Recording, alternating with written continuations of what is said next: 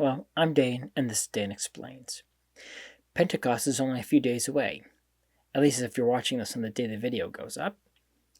Most people know Pentecost is the day the Holy Spirit descended on the apostles. We know the Holy Spirit as one of the persons of the Trinity, with God the Father and Jesus, who is God the Son. However, unlike with the Father and the Son, where we have numerous examples of them speaking in the Bible, we don't have any examples of the Holy Spirit speaking. At least not directly, only inspiring others to speak. In light of that, it could seem the Holy Spirit is just a fancy way of describing someone being influenced by God.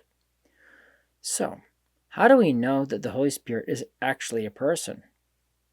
Let me explain.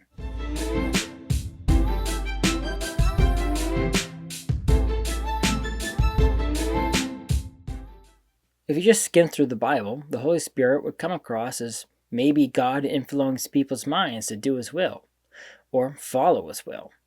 Especially in the Old Testament, the Holy Spirit is often referred to along with wisdom, as if those are just two things that God gives people. Although there's much more to that, and I'll touch on that in a minute. The Holy Spirit seems like an emotional motivator, more or less, considering how people act when they're filled with the Holy Spirit. It might even go as far as seeming to be a drug. However, if you look closely, there are more than just hints to the Holy Spirit's personhood. I'm going to mention some of the most relevant passages about the Holy Spirit in the Bible. There are many more, but this isn't the course on Trinitarian theology.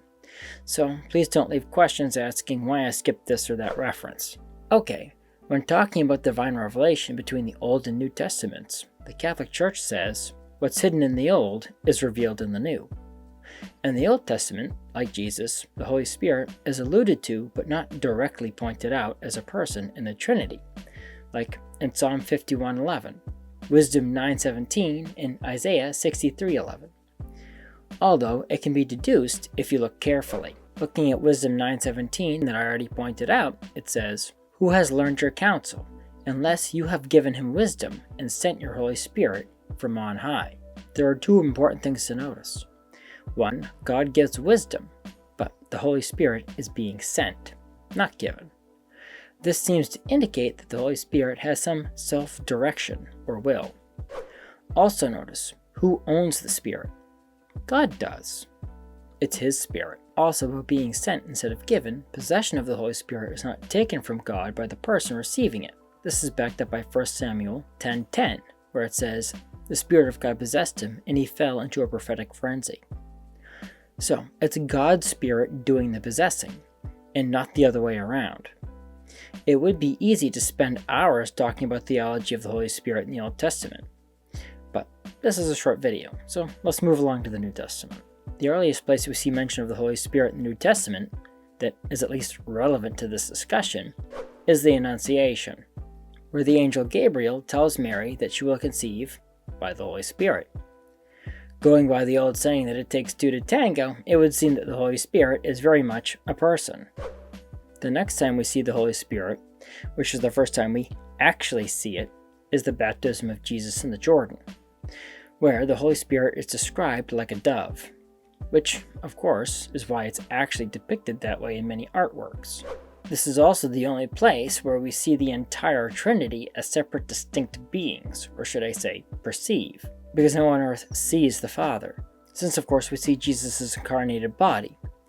We also see the Holy Spirit as a dove, and we hear the Father's pronouncing that Jesus is His Son. I'll touch on this again in a moment. Before His ascension, but after His resurrection, Jesus tells the apostles that He must return to His Father, so He can send them His advocate, who will remind them of everything He said. This is obviously the Holy Spirit He's referring to. Like I referenced earlier, Jesus is sending an advocate who will not give them knowledge, but remind them of what He said. The last part I want to point out is the first feast we're going to celebrate an anniversary of in a few days, Pentecost. This is the second time we see the Holy Spirit, in person so to speak, this time as a flame, which rests on the apostles. All of these passages tell us quite a bit about the Holy Spirit's personhood, form, and function, at least in regards to us humans. The reason why the Holy Spirit slips under our radar when it comes to personhood is because the Holy Spirit is just that, a spirit. It's possible for us to see spirits, and in 2 places in the Bible, we do see the Holy Spirit. One is as a dove, which represents the Holy Spirit as a spirit, but also as a flame, which represents what the Holy Spirit does, which is to catch us on fire for the Lord. For the most part, the influence of spirits are felt or internally perceived rather than seen or heard, which is how the Holy Spirit interacts with us the majority of the time, like giving us wisdom, as in the Book of Wisdom 9:17 I mentioned earlier. How is God giving wisdom? Via the Holy Spirit. However, the presence of the Holy Spirit is revealed in what it can do, or more accurately, how it does what it does. It possesses people.